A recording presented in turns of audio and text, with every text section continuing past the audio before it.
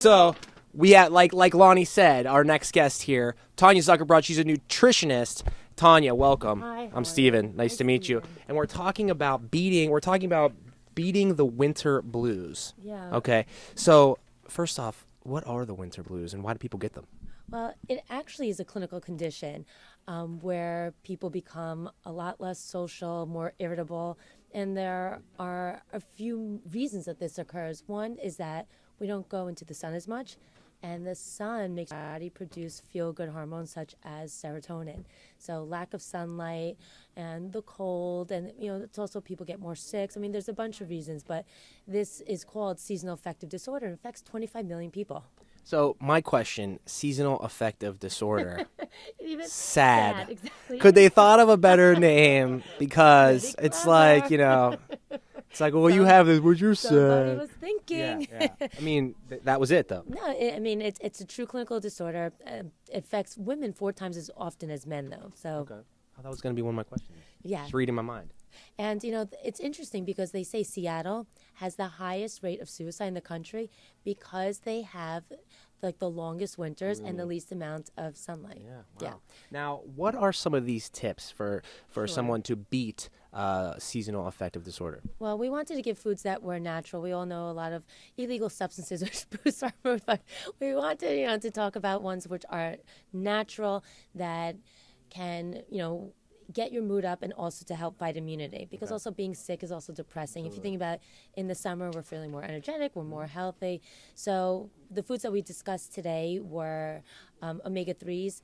There's a study that showed people who don't get enough omega-3s suffer depression 2 times as often.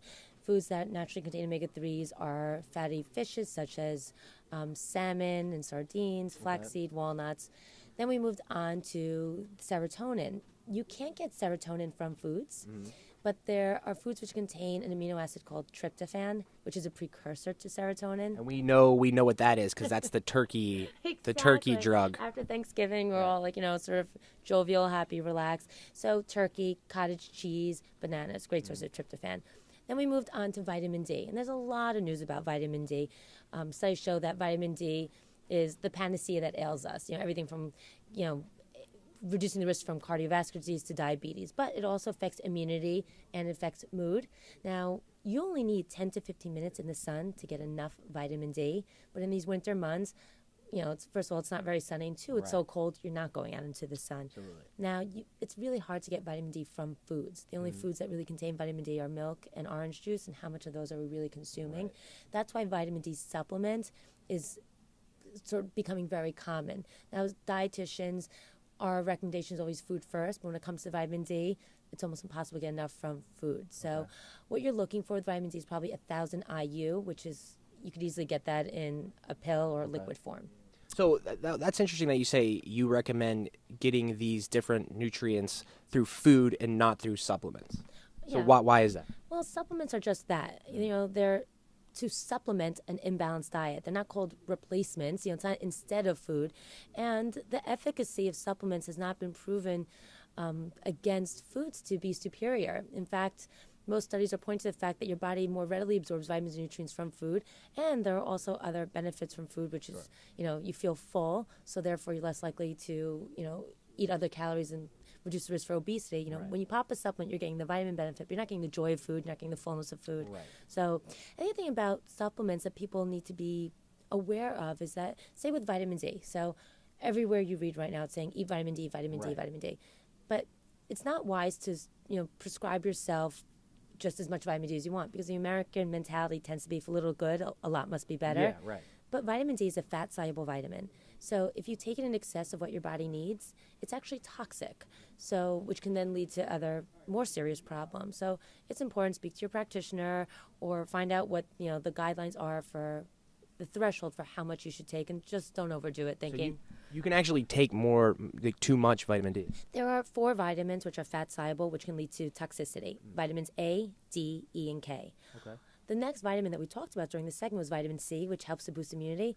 Vitamin C is a water-soluble vitamin. So say you're taking 10,000 milligrams of vitamin C when your recommended amount is 1,000. In that case, you just end up urinating out the excess. Oh. So it's not toxic. It doesn't build up. You'll just have very expensive urine if you're spending all that money on supplements. And what good is that? What good is that? Rick, you have a question from the chat room, I believe? No, I don't. Oh, you waved. I waved to someone. Oh, okay.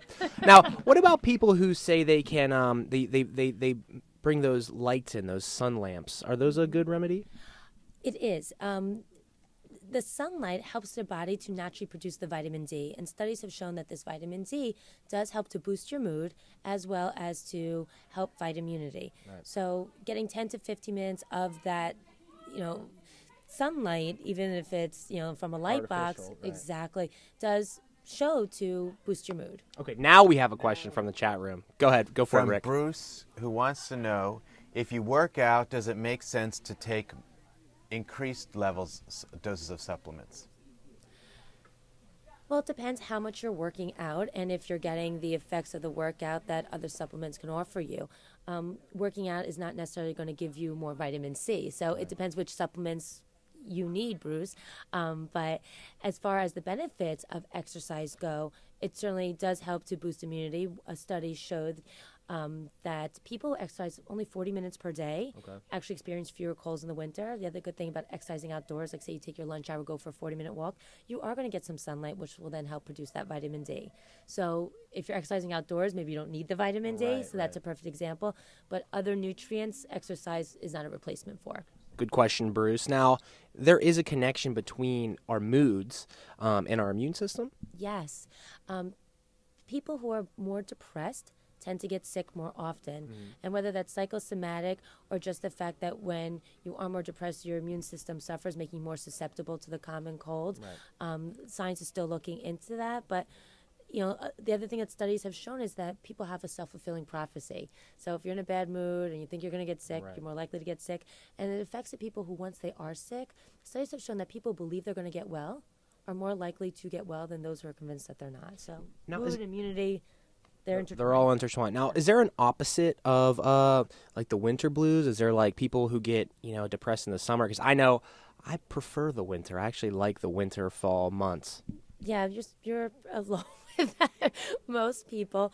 I'm a weirdo. I'm a weirdo, basically. No, not so much. But most people report more depression in the winter months than in the summer months. But it's something to look into. Okay. Now we still have some time, yeah, right?